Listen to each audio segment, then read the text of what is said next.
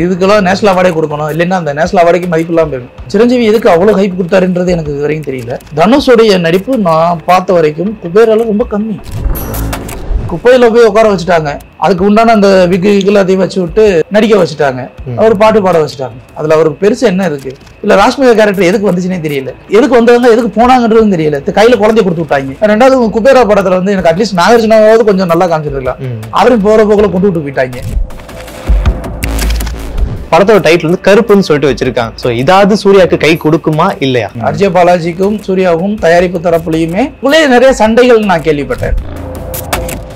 ஒரே ஒரு நம்பிக்கை தான், ஒரு கிரியேட்டர் வந்து தன்னுடைய படம் வெற்றி அடையணும் போராட போறான், ஒரு தயாரிப்பாளர் தன்னுடைய படம் வெற்றி அடையணும் போராட போறான், ஒரு நடிகன் தன்னுடைய படம் வெற்றி அடையணும் போராட போறான். இது வெற்றியை கொடுக்குமா கொடுக்காதா அப்படின்னு கேட்டா என்ன பொறுத்த வரைக்கும் ரெண்டு விஷயம். துருவ நட்சத்திரம்னு ஒரு படம் சார், படம் வந்து ரிலீஸ் ஆச்சு அப்படின்னா ஒரு பெரிய ஒரு கம்பேக் வந்து கௌதம் அவர்களுக்கும் விக்ரம் அவர்களுக்கும் கிடைக்க வாய்ப்பு இருக்கா? அக்கார்ட் வாய்ஸ் நேயர்களுக்கு வணக்கம், நான் உங்க சுஷீந்திரன். இன்னைக்கு நம்ம கூட இருக்க ஸ்பெஷல் கெஸ்ட் திரை விமர்சகர் உசிலை சிவபாலன் அவர்கள். வணக்கம் சார். வணக்கம் சார், எப்படி இருக்கீங்க? நல்லா இருக்கு.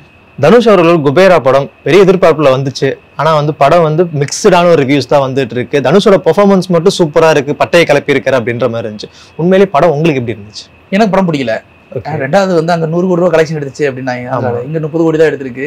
சிரஞ்சீவிலாம் இந்த மாதிரி ஒரு ரோல் வந்து நீங்க நடிப்புல வேற எதுவுமே பண்ண முடியாது, இந்த ரோலை தாண்டி இதுக்கெல்லாம் நேஷனல் அவார்டே கொடுக்கணும், இல்லைன்னா அந்த நேஷனல் அவார்டுக்கு மதிப்பு இல்லாமல் போயிடும். சிரஞ்சீவி எதுக்கு அவ்வளவு ஹைப் கொடுத்தாருன்றது எனக்கு இது வரைக்கும் தெரியல. தனுஷோடைய நடிப்பு நான் பார்த்த வரைக்கும் குபேரால ரொம்ப கம்மி. நீங்க அசுரன்ல பாக்குற தனுஷ் வேற, பொல்லாதவன்ல பாக்குற தனுஷ் வேற. இங்க பொல்லாதவன்ல அந்த 6 பேக்ஸ் வச்சு அந்த தனுஷ் பார்க்கலாம், அதே மாதிரி காதல் கொண்டன்ல பாக்குற தனுஷ் வேற. புதுப்பேட்டையில எத்தனை வேரியேஷன் கொடுத்துருப்பாரு தெரியுமா? இன்னோசென்டா கொடுத்துருப்பாரு, பிச்சைக்காரனா கொடுத்துருப்பாரு, ஒரு முரணா கொடுத்துருப்பாரு, ஒரு அப்பா குழந்தைங்கிற ஒரு பையனை மென்டல் அத்தனை வேரியேஷன் கொடுத்துருப்பாரு சார். அவரோட நடிப்பு அப்படிங்கிற ஒரு விஷயத்துல நம்ம என்னைக்கு எதுவும் கிடையாது. பட் குபேராவை பொறுத்த வரைக்கும் எனக்கு தெரிஞ்சு ஒன்றும் பெருசாலாம் வாங்கல. குப்பையில போய் உட்கார வச்சுட்டாங்க, அதுக்கு உண்டான அந்த விக்கு அதையும் வச்சு விட்டு நடிக்க வச்சுட்டாங்க, அவர் பாட்டு பாட வச்சுட்டாங்க. அதுல அவருக்கு பெருசு என்ன இருக்கு? ரெண்டாவது குபேரா படத்துல வந்து எனக்கு அட்லீஸ்ட் நாகார்ஜுனாவது கொஞ்சம் நல்லா காமிச்சிருக்கலாம், அவரும் போற போக்குல கொண்டு விட்டு போயிட்டாங்க. சரி, இந்த படம் எங்கதான் ஆரம்பத்துல ஓபன் பண்ணும்போது ஏதோ மார்க் வால்பெர்க் படம் பாக்குற மாதிரி ஒரு பெரிய எண்ணெய் கிணத்துல வந்து இந்த மாதிரி ட்ரினியம் அது இதுன்னு கண்டுபிடிச்சிட்டோம், இந்தியாவுக்கு இனிமேல் கச்சா எண்ணெயே இருக்காது, இந்தியாவோட பொருளாதாரம் இந்தியன் எக்கானமி வேர்ல்டு எக்கானமி தான் பேசுறேன். எங்கப்பா நம்ம தான் தப்பா புரிஞ்சுட்டோம் போடா, இவ்வளவு பில்டப் கொடுத்துருக்காங்கடா அப்படின்னு சொல்லிட்டு அதுக்கடுத்து அந்த வில்லன்லாம் பார்க்கும்போதுலாம் நல்லா மிரண்டுட்டேன். எப்பா வில்லனா இப்படி தாண்டா வில்லனா இருக்கணும், ஸ்டைலிஷான வில்லன்டா அப்படின்னு சொல்லிட்டு, சும்மா யாரோ ஒருத்தர் பணக்கார இல்லை எவனோ ஒருத்தர் கரெக்டான வில்லன் எடுத்துருக்காங்கடா அப்படின்னு சொல்லிட்டு மினிஸ்டரோட உட்காந்து பேசுற அந்த தோரணையா இருக்கட்டும் எல்லாத்தையும் சூப்பரா இருந்து. இதுக்கு வந்து ஒரு நாகார்ஜுனா கூப்பிட்டாங்க தெரியுங்களா, அந்த இடத்துல எனக்கு ஃபர்ஸ்ட் அடி, ஏயா உன் கம்பெனின்னு ஒரு ரூபா ஃபைன் கட்ட வச்சவனை கூப்பிட்டு போய் என் கம்பெனிக்கு வேலை பாருன்னு சொல்லிக்கிட்டு இருக்கேன். ஒன்னும் திட்டத்தனம் பண்றவனா இருக்கணும், இல்ல இந்த பினாமி வேலை பார்க்குற ஒருத்தனா இருக்கணும், மணி லாண்டரிங் பண்ணக்கூடிய ஒருத்தனா இருக்கணும். அதாவது திருட்டு வேலை பார்க்குறவனுக்கு திருடனை தாண்டி வேற எவனுக்கும் பெருசால விஷயம் தெரியாது. திருட எப்படி திருடுவாங்கிறது தெரிஞ்சதுதான் போலீஸ். இப்ப நாகார்ஜுனா இதுல போலீஸா வேலை பார்த்திருக்காரா திருடனா வேலை பார்த்திருக்காரா? எனக்கு அதுவே ஒரு பெரிய கன்ஃபியூஷன். சரி, நாகார்ஜுனா 4 பிச்சைக்காரங்களை கூப்பிட்டு வச்சு பண்ணுன்றாருல, பிச்சைக்காரனுக்கு என்னன்னே தெரியாது, அவனை கொண்டு போய் என்ன சிக்கன் 65 கொடுத்து போய் சுறாவை தள்ளி விடுறீங்க, அவன் பாட்டு போட்டீங்கன்னா அந்த சிக்கன் 65 ஊர் ஃபுல்லா பேசிட்டு தாண்டா இருப்பேன், அது என்னன்னு கூட தெரியாது. ஸோ உங்களுக்கு என்னன்னா அந்த அவ்வளவு ஹைப் கொடுத்துட்டு அடுத்து எல்லாமே அப்படியே டவுன் ஆகுது. அதுக்கடுத்து இவர் தனுஷ் தப்பிச்சு போறாரு பாத்தீங்களா, இவர் தப்பிச்சு போனா நம்ம எப்படா தப்பிச்சு போனாங்கிற 1.5 மணி நேரம் அதுக்குள்ளே தான் சுத்துது. டேய் எப்படா விட்டு கொடுவீங்க அப்படிங்கிற மாதிரி அந்த 1.5 மணி நேரத்தை கட் பண்ணிட்டு இதையா அடுத்து கதை அப்படின்றாங்க. சரி, இவரு அந்த மணி லாண்டரிங் 1 லட்சம் கோடி இருக்குல்ல, 1 லட்சம் கோடி இல்ல 50,000 கோடி பிளாக், 50,000 கோடி வெயிட், நீங்க படம் பார்த்துருப்பீங்க, இதான கணக்கு இல்ல? ஒத்தாளுக்கு 10,000 கோடி, 50,000 பிளாக், 5 பிச்சைக்காரன் எடுக்கணும். இந்த படத்துலயே வந்து 4 பிச்சைக்காரன் தான் எடுத்திருக்காங்க. இன்னொரு பிச்சைக்காரங்க எங்க போவாங்க? அப்ப 40,000 கோடி தானே இருக்கும், இன்னொரு 10,000 கோடி எங்க போகும்? அனாமத்தா போயிருமா? 50,000 கோடி நீங்க பிளாக்ல கொடுக்கணும், 50,000 கோடி ஒயிட்ல கொடுக்கணும். 50,000 கோடிக்கு 5 பிச்சைக்காரன் தந்து நீங்க எடுக்கணும் கணக்குப்படி, 4 பிச்சைக்காரன் மட்டும் தான் எடுத்துறீங்க. அப்ப அந்த who is that fifth Baker அப்படிங்கிற ஒரு கேள்வி வருது. சரி, இதுல இந்த 10,000 கோடிக்கு எடுத்து ஒரு என்னமோ டிஸ்ட்ரிபியூட் பண்றதுக்கு எல்லாமே பண்றாரு. ஒரு கதையை அட்லீஸ்ட் ட்விஸ்ட் அண்ட் டர்ன்ஸா ஒரு பெரிய மணி லாண்டரிங்க பத்தின ஒரு கான்செப்ட் பத்தி பேசுறாரு அப்படின்னு கொண்டு போய் முடிச்சிருந்தா அட்லீஸ்ட் அந்த கதையை ரசிச்சிருந்துருக்கலாம். நாகார்ஜுனா ஒரு டயலாக் பேசும்போதெல்லாம், டேய் உனக்கு தேவையானதை நான் பண்ணி தரேன்டா, இவங்க இல்லை இந்த ஸ்கேமை நம்ம வெளியில கொண்டு வரணும்டா நாகார்ஜுனா பேசுறாரு. இப்போ அந்த ஸ்கேமை வெளியில கொண்டு வர போறாங்கடா, அதுல இருந்து தனுஷ்க்கு ஏதோ ஒரு நல்லது நடக்க போதுடா அப்படின்னு நான் யோசிக்கும் போது படம் ஆகா சூப்பரா இருக்கும்போது நான் போட்டு தள்ளிட்டு இந்த ஸ்கேம் வெளியில வர்றதுக்கு திடீர்னு பிச்சைக்கார ஹீரோ ஆகிட்டு மிகப்பெரிய பிசினஸ்மேன் பிச்சைக்காரன் மாட்டான். கொடுமையாதான் பிச்சைக்காரன் திடீர்னு ஹீரோ ஆகி திடீர்னு போன்ல எல்லாம் ட்ரேஸ் பண்றாரு. அவ்வளவு பெரிய கோடீஸ்வரன், இந்தியாவிலே எவனும் சொல்லாத என்னையவே முதல்ல வாங்கக்கூடியவனுக்கு பிச்சை எடுக்க போய் உட்காந்துருக்கேன். அவனை வந்து ஈஸியா வந்து குரூப் இல்லாம காப்பாற்றி விட்டுறாங்க. நம்புற மாதிரியா இருக்கு. ஸோ எதுவுமே நம்புற மாதிரி இல்லை. சும்மா எமோஷனலா வந்து நம்மளை ஏமாத்தணும்னு நினைச்சோம்னா இன்னைக்கு இருக்கிற ஆடியன்ஸ்லாம் முட்டாள் கிடையாது, ரொம்ப தெளிவானவங்க. எமோஷனலா வச்சு நீ காப்பாத்துன்னு சொல்லி காப்பாத்தி இதெல்லாம் பண்ணணும். அதையும் தாண்டி நான் எமோஷனலா பார்க்கணுமா, லாஜிக் மிஸ்டேக்ஸ் இருக்கக்கூடாது, கதை வேகமா போகணும். அது இல்லை அப்படின்னா அதுவும் இல்லாமல் 3 மணி நேரம்னு சாப கேடுதான் சார். 3 மணி நேரம் சார், 3 மணி நேரம் நடுவில் கொஞ்சம் பக்கத்தை காணும். 3 மணி நேரம் 10 நிமிஷம் நினைக்கிறேன் அந்த படம். ஆனா 3 மணி நேரம் 10 நிமிஷம் போனதே உங்களுக்கு தெரியாது. இவ்வளவு அந்த கதையில பெரிய பட்ஜெட்டே கிடையாது. ஒரே இடத்துல கல்யாண வெளியே தான் சுத்திக்கிட்டே தான் இருப்பாங்க. அடிபட்டுச்சு இதுதான் 3 மணி நேரம் 10 நிமிஷம் சார். ஆனா உங்களால இன்ட்ரெஸ்டிங்கா இருக்கும். ஸோ எனக்கு இந்த டைம் லிமிட்லாம் கிடையாது. ஏன் இந்தியன் படம் 3 மணி நேரம் 10 நிமிஷம் தான் உட்காந்து பார்த்தோமே. நான் இந்தியன் 2 சொல்ல, இந்தியன் 1 சொல்றேன். ஸோ இதெல்லாம் என்னன்னா, நீங்க கதையை வந்து அடுத்துன்னு போயிட்டே இருக்கும்போது நமக்கு தெரியாது. நீங்க ஒரே இடத்துல ஆகி உட்காரும் போது தான் நமக்கு இந்த பிரச்சனை. இல்ல ராஷ்மிகா கேரக்டர் எதுக்கு வந்துச்சுன்னே தெரியல. கண்டிப்பா எதுக்கு வந்தவங்க எதுக்கு போனாங்கன்றதும் தெரியல. கையில குழந்தைய கொடுத்து விட்டாங்க.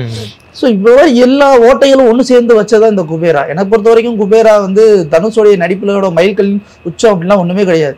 அசுரன் தனுஷும் மற்ற தனுஷோட கம்பேர் பண்ணும்போது நடிப்புல ரொம்ப சாதாரணம் தான். சூர்யா 45. ஸோ இந்த படத்துக்கு மேல டைட்டில் வந்து என்ன வரப்போகுது அப்படின்னு சொல்லி நிறைய பேர் என்னென்னோ பேசிட்டு இருந்தாங்க. ஆர்ஜே பாலாஜி டைரக்ட் பண்ண போறாரு. அதுவே வந்து ரொம்ப வியப்பா இருந்தது. சூர்யா அவர்களை வச்சு ஆர்ஜே பாலாஜி டைரக்ட் பண்ண போறாரா அப்படின்ட்டு. ஸோ அப்படி பார்த்துட்டு இருக்கும்போது படத்தோட டைட்டில் வந்து கருப்புன்னு சொல்லிட்டு வச்சிருக்காங்க. ஸோ இதாவது சூர்யாவுக்கு கை கொடுக்குமா இல்லையா? அதுக்குள்ளே நிறைய சண்டைகள் நான் கேள்விப்பட்டேன். ஆர்ஜே பாலாஜிக்கும் சூர்யாவுக்கும் தயாரிப்பு தரப்புலையுமே ஒரு பெரிய ஒட்டல் உடசல் இல்லாம சண்டைகள்ல போய்கிட்டு இருக்கு அப்படிங்கிற ஒரு விஷயம் நான் கேள்விப்பட்டேன். எந்த அளவுக்கு சண்டை அப்படின்னா, ஆர்ஜே பாலாஜி ஒரு ஒரு யூனிட் வேணும், எனக்கு இந்த மாதிரி செட்டப் வேணும் அப்படின்னு கேட்குறாருன்னா, தயாரிப்பு தரப்பு இதுதான் வேணும், இதுதான் கொடுக்க முடியும் அப்படிங்கிற மாதிரியும், அதே மாதிரி இப்போ சூர்யா தரப்பு வந்து எனக்கு இந்த டேட்டுக்குள்ள இந்த படத்தை முடிச்சு கொடு அப்படிங்கிற மாதிரியும், ஸோ ஒரு இணக்கம் இல்லாத சூழ்நிலையில தான் அந்த படம் போய்கிட்டு இருக்கு அப்படிங்கிறது கேள்விப்பட்டேன். பட் ஒரே ஒரு நம்பிக்கை தான், ஒரு கிரியேட்டர் வந்து தன்னுடைய படம் வெற்றி அடையணும் போராட போறான், ஒரு தயாரிப்பாளர் தன்னுடைய படம் வெற்றி அடையணும் போராட போறான், ஒரு நடிகன் தன்னுடைய படம் வெற்றி அடையணும் போராட போறான். ஏதோ ஒரு இடத்துல சண்டை போடுது. இது நல்லதுக்கான சண்டையா நம்ம நினைச்சுக்கிற வேண்டியதுதான். இது வெற்றியை கொடுக்குமா கொடுக்காதா அப்படின்னு கேட்டா என்ன பொறுத்த வரைக்கும் 2 விஷயம். கருப்பு அப்படிங்கிற அந்த டைட்டில் இருக்கு இல்லையா, இது வந்து ரொம்ப பாப்புலரான டைட்டில். விடாது கருப்புன்ற ஒரு சீரியல் மர்மதேசம் விடாது கருப்பு அப்படிங்கிறது நாகா சார் கேபியோட ப்ரொடக்ஷன்ஸ்ல ரொம்ப பாப்புலர். தமிழ்நாட்டுல எல்லாருக்குமே வந்து இந்த மர்மதேசம் விடாத கருப்புன்றது சீரியல் இன்னமும் கூட இப்போ யூடியூப்ல போய் பார்த்துட்டு இருக்காங்க. ஸோ மேபி அந்த மாதிரி டைட்டில் தான் வைக்க போறாங்க அப்படின்னும் போது அந்த டைட்டில் இல்லாமல் கருப்புன்னு சொல்லி வச்சிருக்காங்க. இது எல்லாமே என்னன்னா, ஆர்ஜே பாலாஜியோட ஒரு பெரிய மைனஸையும் நான் சொல்லிடுறேன். அவர் வந்து அவருடைய ஸ்டைலில் ஒன்று பண்ணுவார் இல்லையா, ஒரு ஆர்ஜேவா இருந்ததுனால அவருடைய ஸ்டைலில் ஒரு மேனரிசம் பண்ணுவார் இல்லையா, அந்த மேனரிசம் சூர்யாவுக்கு ஒத்து வருமா அப்படிங்கிறது ஒரு பெரிய கேள்விக்குறி. இப்போ பாலாசார்கிட்ட வந்து பிதாமகன் படத்துல சூர்யா வந்து காமெடி பண்ணாருன்னா வேற வழியே கிடையாது. பாலாசார்கிட்ட களிமண்ணா தான் போகணும், நீங்க எதுவுமே யோசிக்க கூடாது, வெறும் களிமண்ணா தான் போகணும். அவரு எப்படி செலவடிக்கணுமோ அதை வடிச்சுக்குவார். பட் இப்போ சூர்யா அப்படி இல்லை.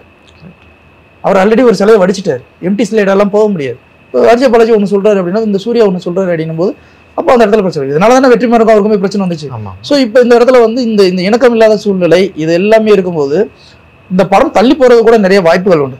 அடுத்து பிரச்சனைகள் அதுன்னு ஒருவேளை அதை முடிச்சாலுமே அது டைமுக்குள்ள முடிக்கணும் அப்படின்னா கூட ஒரு ஃபுல்ஃபில்மெண்ட் இல்லாம முடிக்கிறாங்க அப்படின்னும் போது அது அடுத்த டவுட் தான்.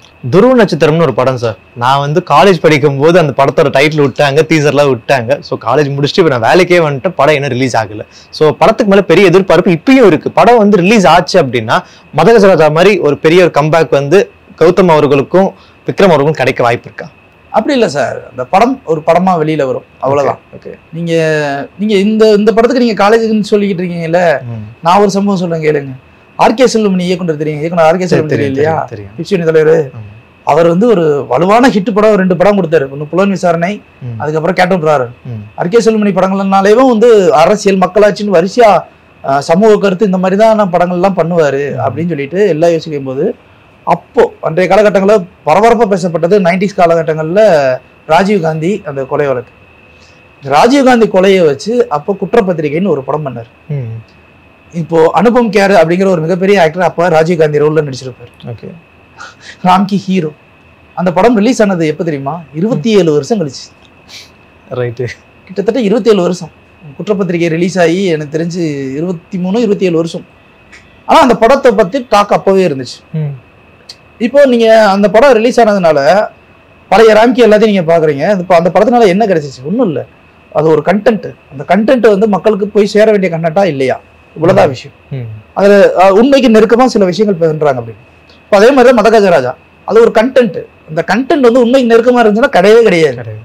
ஜாலியாக என்ஜாய் பண்ணிட்டு போக போகிறாங்க, அவ்வளோதான்.